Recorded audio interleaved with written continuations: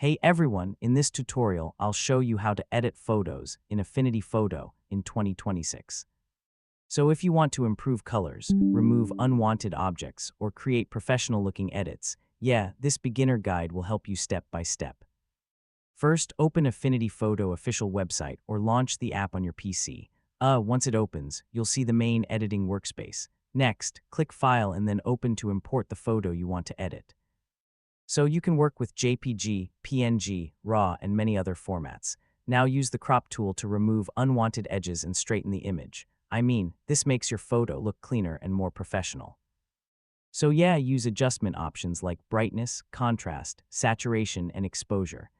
This helps improve the overall look of your photo.